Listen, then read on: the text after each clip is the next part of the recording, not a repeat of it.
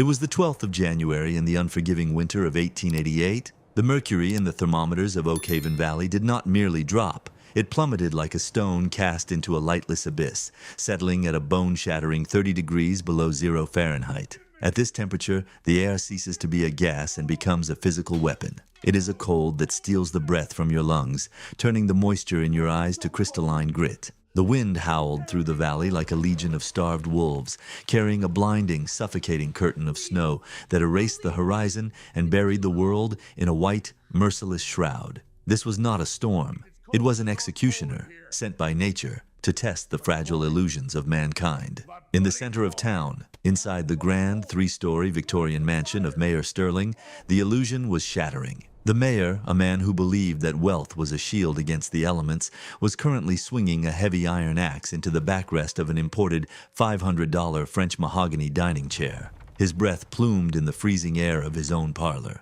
The grand, ornate stone fireplaces, built for aesthetic dominance rather than thermal efficiency, were dead. The imported anthracite coal had run out 2 days ago, hoarded and squandered. In the basement, his pride and joy, a state-of-the-art, coal-fired steam boiler that had cost him $350, the equivalent of 3 years' wages for a working man, sat destroyed. The iron pipes, shocked by the sudden cessation of heat and the invading freeze, had violently burst, spraying black water that froze into jagged stalactites before it even hit the floor. The mayor's wife wept under a pile of useless silk blankets, while her husband desperately chopped their vanity into firewood just to buy 10 more minutes of life. Across the town square, Silas Vance, the merchant who had spent the autumn artificially inflating the price of dry firewood to line his pockets, sat in his sprawling house shivering uncontrollably. He was surrounded by heavy leather-bound ledgers documenting his immense wealth, yet all the paper money in his iron safe could not generate a single spark of heat. The frost was creeping up the inside of his window panes, thick and opaque, sealing him inside a freezing tomb of his own making. Their modern engineering had failed. Their money was rendered absolutely impotent by the raw, unbribable power of the earth. But if we leave the panicked, freezing center of town, if we follow the howling wind to the absolute margins of the valley, to a patch of unwanted, rocky land, the pendulum of survival swings in a vastly different direction. Here, half buried under 3 feet of drifting snow, sat a dilapidated, timber-framed barn.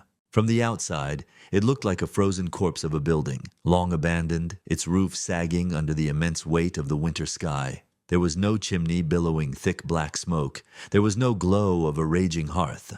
To the arrogant eyes of the town's elite, this was a place where only the dead could reside, yet step inside the heavy weathered wooden doors, move past the outer staging area, and the howling shriek of the blizzard abruptly vanishes, replaced by a profound, ancient silence. Deep within the core of the barn, hidden entirely from the world, a young mother named Alara sat in perfect peace. She was not shivering. She was not panicking. She was nursing her 3-month-old infant Leo. The baby was not wrapped in heavy, restrictive furs. He wore only a light, simple cotton sleeper. His cheeks were a healthy, flushed pink, and a tiny bead of sweat rested on his brow. The air around them was heavy, calm, and astonishingly warm, holding a steady, unyielding 68 degrees. It smelled faintly of dried sweetgrass, warm earth, and the rich lanolin scent of wool. Surrounding them, forming a living, breathing perimeter, were 6 heavy-fleeced ewes. The sheep chewed their cud in a slow, rhythmic trance, their massive bodies radiating a gentle, continuous wave of thermal energy. Ilara gently stroked her baby's head, her calloused, dirt-stained hands contrasting with the extreme tenderness of her touch. She looked up at the thick, mud-plastered walls of the inner sanctum she had built with her own bleeding fingers.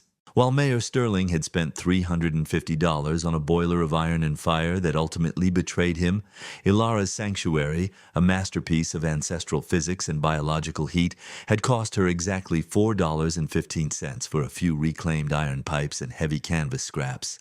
Mother Nature, the very force the wealthy were trying to fight, had provided the rest of the engineering for free. She had not fought the cold. She had outsmarted it. She had captured the very pulse of life and bent it to protect her child. How did a marginalized, penniless 22-year-old widow manage to engineer a pocket of spring in the middle of a deadly winter, relying on nothing but the body heat of livestock and the forgotten wisdom of her ancestors?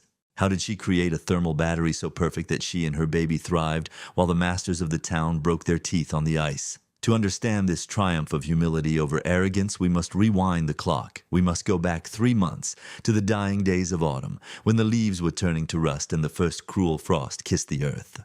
We must go back to the day Alara stood in a thin black dress over her husband's fresh grave, holding a newborn in her arms, as the bankers arrived to seize her home, leaving her with nothing but a collapsing sheep shed, 6 animals, and a terrifying, undeniable truth. The winter was coming for her child, and she had no money to stop it. Before we step back into the freezing mud of that autumn, I ask you, traveler, to pause. If you value the ancient wisdom of the earth over the arrogance of modern vanity, if you believe that a mother's love can engineer miracles, then leave your mark here. Subscribe to our channel, leave a like on this video, and share this story with those who still respect the old ways. And tell me in the comments, from which city, state, or country are you listening to this testament of human resilience? Join our fire and let us journey together into the cold. The harsh reality of late November arrived not with a sudden storm, but with a creeping, insidious chill that seemed to seep directly from the gray soil into the bones.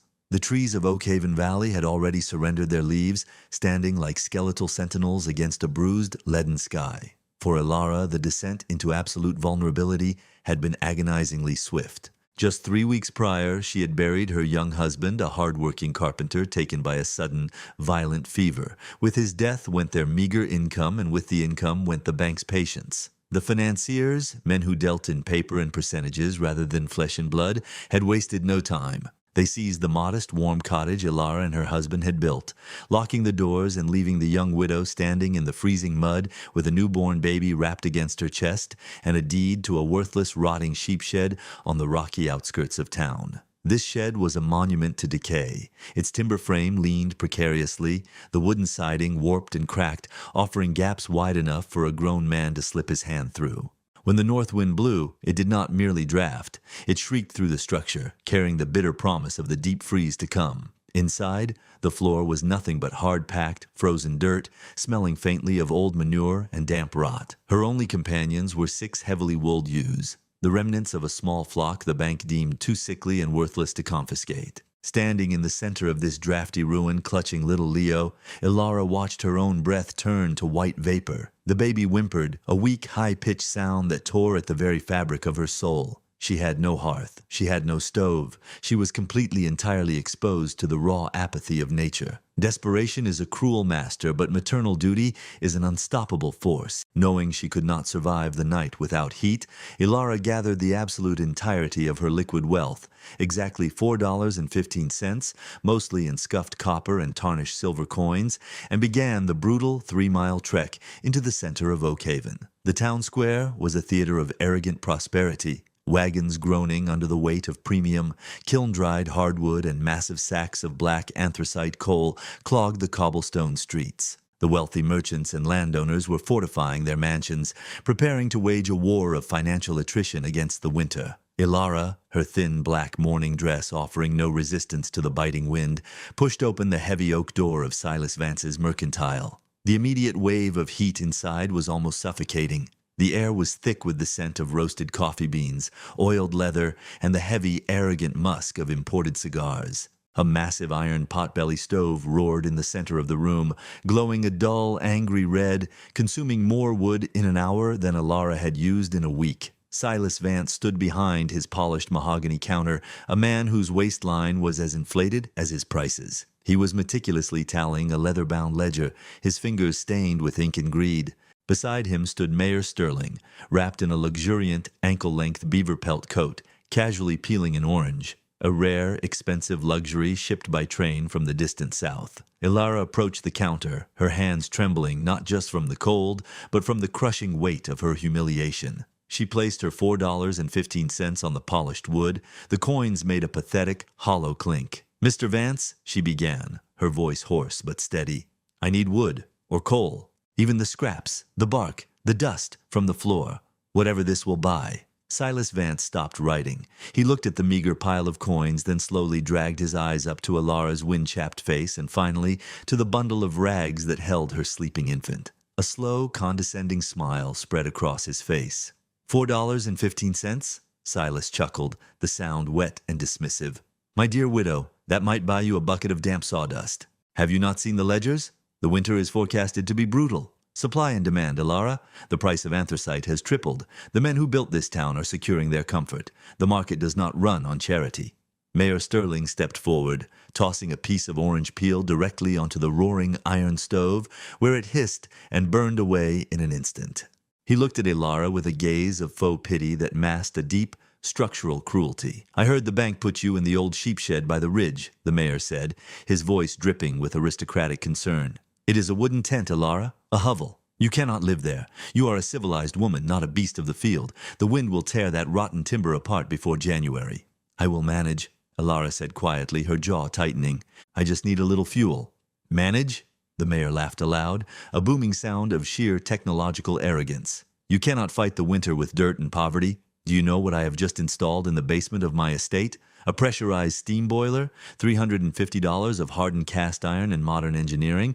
It pumps boiling water through brass radiators in every room. That is how man conquers nature, Alara.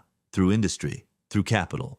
You cannot simply sit in a drafty barn and hope the snow feels sorry for you." Silas leaned over the counter, his breath smelling of stale tobacco. "What is your plan, girl? Are you going to huddle in the hay like a stray dog? Are you going to rub two stones together to keep the boy warm?" The mayor sighed, adopting a tone of bureaucratic authority. "Listen to me, Alara. For the good of the child. The county orphanage in the city is heavily funded. They have coal. They have brick walls. If you stay in that shed, the frost will take him. And if the cold doesn't kill him, the law will intervene to save him from your stubbornness. Give the boy up before you freeze him to death in a pile of sheep dung." The threat hung in the stifling, overheated air of the shop. It was not a physical blow, but a moral and legal strangulation. They were not just mocking her poverty, they were attacking her right to be a mother. They viewed her lack of a $300 machine as a moral failure. To them, heat was a luxury reserved for those who could afford to burn money. Alara did not scream. She did not weep. In the face of their towering, suffocating arrogance, she felt a strange, icy calm wash over her. She looked at the mayor, bloated in his furs, relying entirely on a volatile iron beast in his basement. She looked at Silas, hoarding black rocks to extort his neighbors. They worshipped the machine. They worshipped the coin. They had forgotten the earth. Slowly, deliberately, Alara reached out and swept her $4.15 back into her worn wool pouch. "Keep your sawdust, Mr. Vance," she whispered, her voice carrying the quiet, dangerous weight of a gathering storm. "And keep your machines, Mr. Mayor. The earth provides for those who know how to listen." She turned her back on their mocking laughter, the sound of their derision chasing her out the door and into the biting wind. As she began the long, freezing walk back to the ruined barn, the pendulum of her fate seemed to swing into the darkest shadow. The cold was already biting through her thin shoes. The town had abandoned her. The elite had condemned her. But as she crested the final hill and saw the sagging roof of her shed, she did not see a tomb. She heard the soft, deep bleating of the 6 heavy ewes huddled inside, and a memory, ancient, powerful, and deeply rooted in her grandfather's homeland, began to spark in her mind. The rich men trusted fire and iron. Alara was going to trust the blood, the breath, and the dirt. The wind whipped fiercely against her back as Alara pushed open the heavy, groaning doors of the dilapidated barn. Inside, the temperature was barely above freezing, a stark, hollow cold that threatened to steal the very life from the bundle resting against her chest. She stood in the dim light, listening to the rhythmic, deep breathing of her 6 ewes. To the men in the town, these animals were merely walking wool, a depreciating asset on a bank ledger. But as Alara looked at them, a dormant memory flared in her mind, a fragment of ancestral wisdom passed down from her grandfather, a man who had survived the unforgiving, lightless winters of the high Carpathian mountains without ever seeing a single lump of coal. Her grandfather used to say that modern men were foolish for trying to heat the empty air, for fighting the cold with brute force and expensive fire. "The earth breathes," he had told her, his hands calloused and warm, "and the beast burns. You do not fight the winter. You wrap yourself in the life that already exists." Alara laid little Leo in a makeshift cradle of dry hay, wrapping him in every piece of fabric she possessed, and went to work. She understood a fundamental principle of biothermal engineering that the mayor, with his $350 boiler, completely ignored. A human being at rest generates heat, but an adult sheep, with its massive digestive system constantly fermenting roughage, is a biological furnace. A single healthy ewe radiates approximately 300 to 400 BTUs, British thermal units, of heat per hour. It is the equivalent of a continuously burning 100-watt incandescent bulb. 6 sheep meant Alara possessed a steady, organic, self-replenishing engine generating over 2,000 BTUs of thermal energy every single hour of the day. But heat is useless if it is allowed to escape into the void. The barn was too large, its timber walls too rotten and porous. If she simply sat among the animals, the howling drafts would strip the warmth away instantly. She had to shrink the void. She had to build a room within a room, a microclimate sealed against the wrath of the world. Using her bare hands, Alara began to haul frozen earth from the floor of the shed, mixing it with melting snow and old, dry straw. Her fingers grew numb, the skin cracking and bleeding in the frigid air, but the soft whimpers of her infant son drove her beyond human exhaustion. She was building cob, one of the oldest, most resilient building materials in human history. With agonizing slowness, over a period of 3 days and nights, she constructed thick, heavy walls in the very center of the sheep pen, forming a small, circular inner sanctum barely 6 feet wide. She was not just building walls, she was creating thermal mass. Unlike the thin, expensive milled lumber of the mayor's mansion, which allowed heat to bleed rapidly into the winter sky, her thick mud and straw walls had an immense capacity to absorb, store, and radiate heat. They possessed a naturally high R value, a barrier of high thermal resistance. Once warmed, the earth would hold the temperature like a sponge holds water. She built the crib into the very center of this mud-walled sanctuary, lining it with salvaged, lanolin-rich sheep wool, nature's ultimate insulator, capable of retaining warmth even when damp. She then coaxed her 6 ewes to bed down in a tight ring directly against the outside of the mud walls. Their massive wool-covered bodies pressed against the earthen structure, turning the walls into a massive conductive heating element. Yet, here lay the greatest engineering hurdle, the mortal danger that the arrogant men of the town would later laugh at. If Alara sealed herself and her baby in a small, airtight room surrounded by livestock, the ambient heat would rise, but so would the deadly byproducts of life.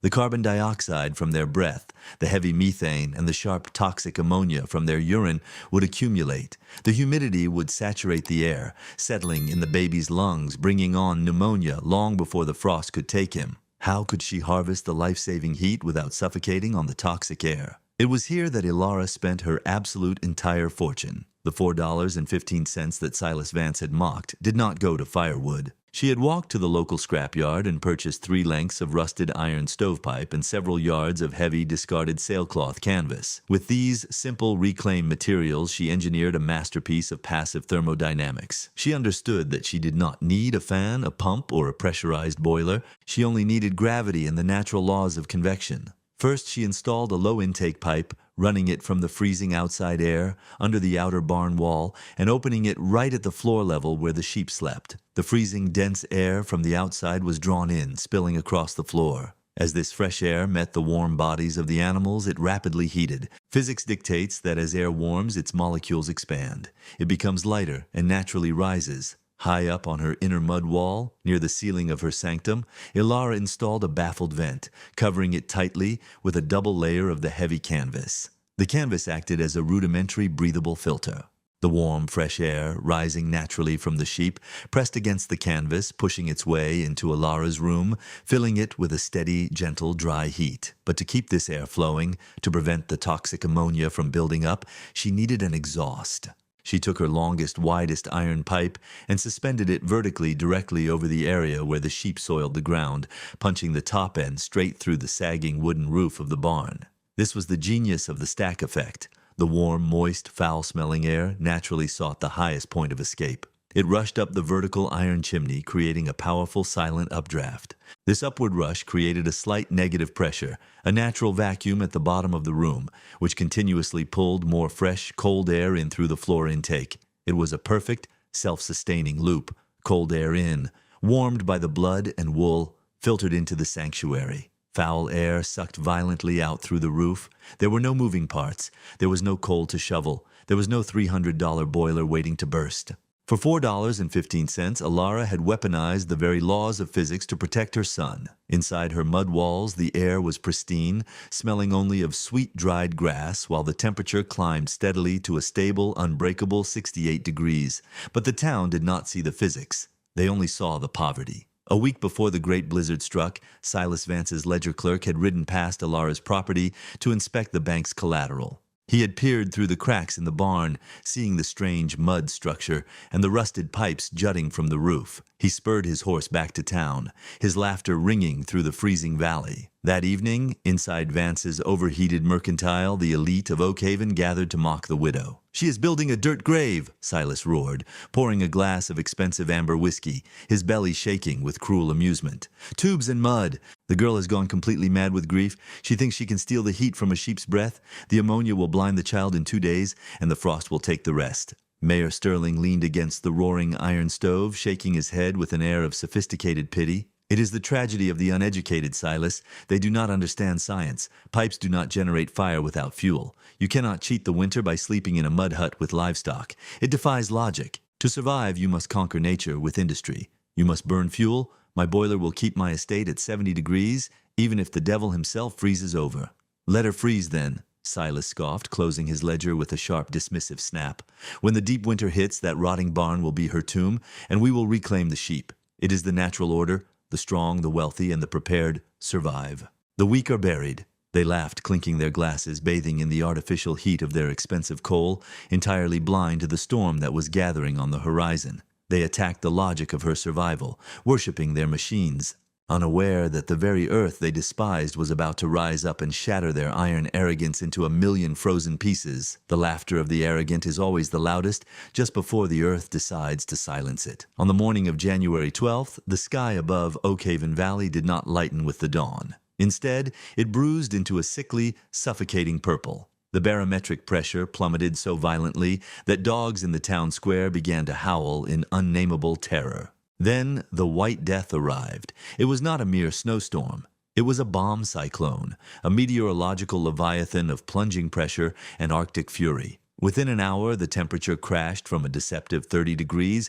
to an apocalyptic 30 degrees below zero. The wind did not blow. It detonated, screaming down from the northern ridges at 70 miles per hour, carrying ice crystals so sharp they could draw blood from exposed skin. The world disappeared in a blinding, horizontal whiteout. In the center of town, the illusion of human supremacy collapsed with terrifying speed. Inside his sprawling Victorian mansion, Mayor Sterling's confidence shattered alongside his parlor windows. The storm struck the large, single-pane glass expanses of his home, sucking the heat from the high-ceilinged rooms faster than his vaunted machinery could produce it. Down in the stone-lined basement, the $350 pressurized steam boiler was fighting a losing war. The mayor, stripped of his beaver pelt coat and sweating with raw panic, was shoveling his premium anthracite coal into the roaring firebox at a reckless pace. He was trying to force the iron to beat the winter. But thermodynamics is an unforgiving judge. The extreme temperature differential between the boiling water inside the pipes and the freezing ambient air seeping through the mansion's floorboards created a violent physical stress. The cast iron, heated beyond its limits and simultaneously attacked by the creeping frost, groaned in metallic agony. And then, with a sound like a cannon shot, the main pressure valve ruptured. Boiling black water exploded into the basement, instantly turning to thick, blinding steam before settling on the stone walls and flash freezing into jagged sheets of ice. The fire in the boiler was violently extinguished, hissing its death rattle. In seconds, the heart of the mansion stopped beating. The mayor dropped his iron shovel, his hands trembling violently.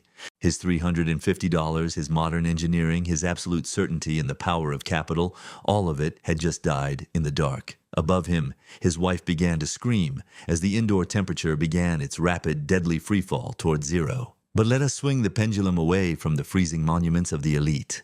Let us travel through the blinding, howling wall of snow back to the sagging, rotten timber shed on the edge of the valley. Outside, the wind was tearing at the loose shingles of Ilara's barn, shrieking like a chorus of vengeful spirits. The snowdrifts were piling against the wooden siding, threatening to crush the structure under their immense, freezing weight. To look at the barn from the outside was to look at certain death. Yet deep inside, past the rotting timber, within the thick, humble walls of earth and straw, the world was entirely different. Here, there was only a profound, womb-like silence. The furious roar of the bomb cyclone was muffled by the dense mass of the mud walls, reduced to a distant, hollow murmur. The temperature inside the sanctum was a perfect, unwavering 68 degrees. Ilara sat on a bed of dry straw, holding little Leo. The baby was not crying. He was fast asleep, his chest rising and falling in a slow, peaceful rhythm. Surrounding them, the 6 heavy-fleeced ewes lay pressed against the earthen perimeter. They were completely unbothered by the apocalypse raging outside. In fact, the laws of physics were working in their favor. As the temperature outside plummeted to -30, the dense, freezing air pulled into Alara's low intake pipe became heavier. This extreme cold increased the temperature differential between the outside world and the warm 300 BTU bodies of the sheep. Because of this massive contrast, the thermal draft, the stack effect, actually accelerated. The colder it became outside, the faster the fresh air was drawn in, warmed by the living biological furnaces, and the faster the toxic ammonia was sucked up and expelled through the rusted chimney. The storm itself was powering her ventilation system. Nature was not attacking her, it was breathing for her. Her $4.15 investment in scrap iron and canvas was outperforming the most expensive technology in the county. She did not need to shovel coal in a panic. She did not need to fight the pressure of a bursting boiler. She simply leaned back against the warm, living wool of the closest ewe, closed her eyes, and let the earth do what the earth has always done: protect those who respect its laws. Let us swing the pendulum back to the town square, where the consequences of greed were manifesting in real time. Silas Vance, the merchant who had mocked Alara's poverty, was discovering that a man cannot burn a ledger to stay warm for very long.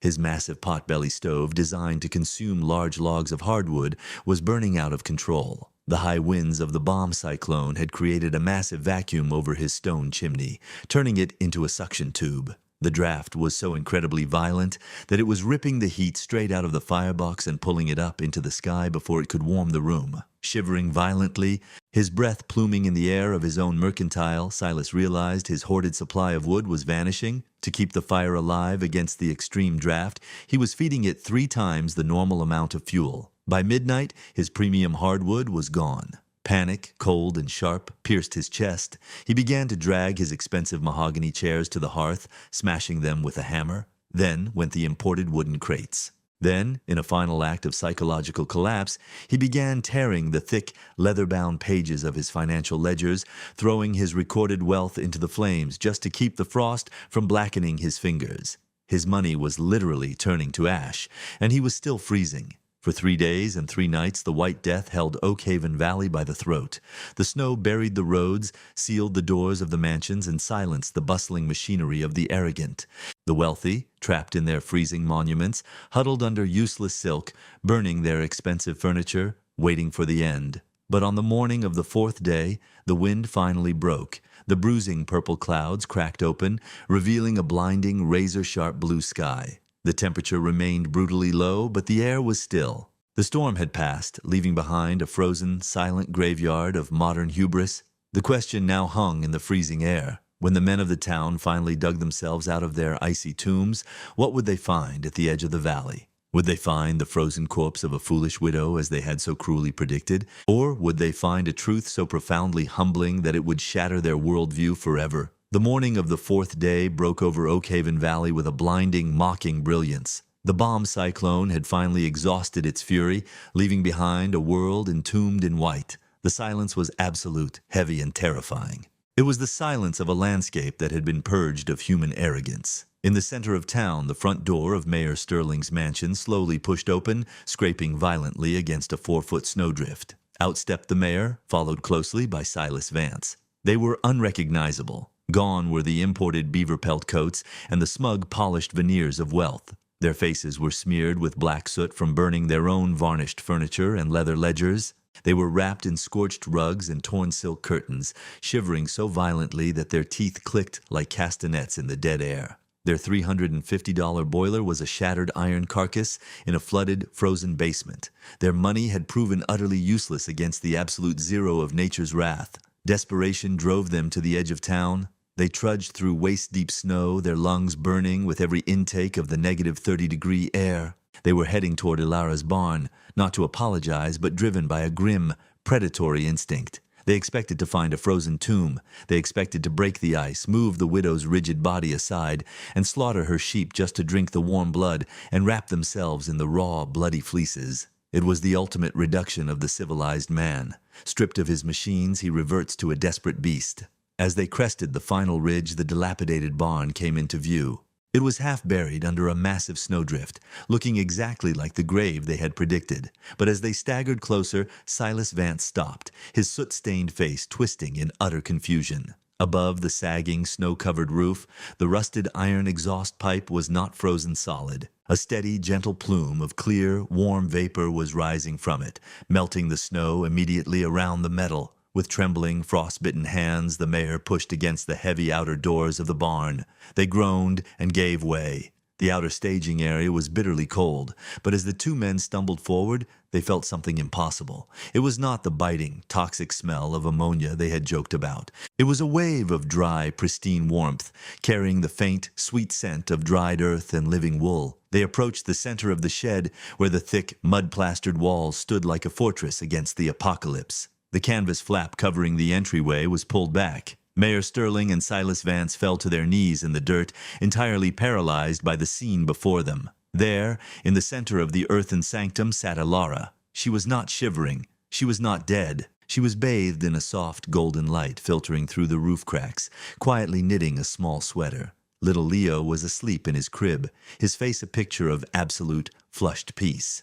Surrounding them, the 6 massive ewes chewed their cud, their bodies radiating a continuous 2,000 BTU shield of biological heat. The temperature inside the cob walls was a flawless, unbreakable 68 degrees. The 2 wealthiest men in Oakhaven Valley, men who had worshipped the iron mechanisms of the modern age, stared at the $4.15 array of scrap pipes and canvas.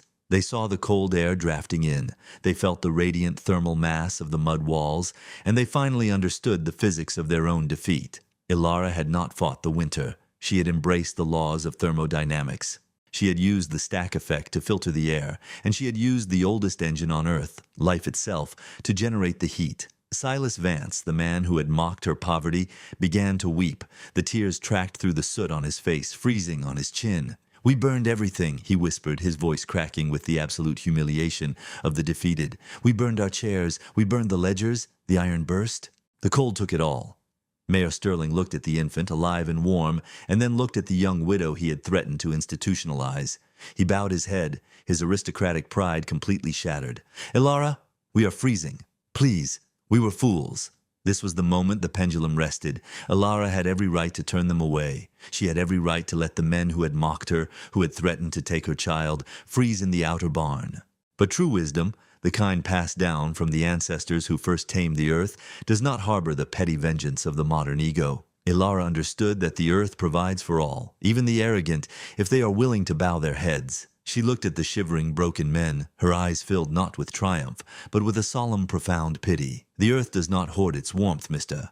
Vance," Ilara said softly, her voice carrying the ancient, unwavering strength of the matriarch. "And neither do I. Leave your pride at the door and come inside." She motioned for them to enter the sanctum. The mayor of Oakhaven and the richest merchant in the county crawled on their hands and knees into the dirt-floored enclosure. They huddled against the thick wool of the sheep, closing their eyes as the radiant biological heat began to thaw the ice in their veins. They were saved not by their money, not by their industry, but by the absolute humility of a marginalized mother and the quiet, undeniable physics of the natural world. The legacy of that brutal winter was not written in the ledgers of the bank, but in the soil of the valley. When the spring thaw finally came, Mayor Sterling did not rebuild his expensive steam boiler. Instead, the men of the town came to the widow's barn. They did not come to mock her, they came to learn.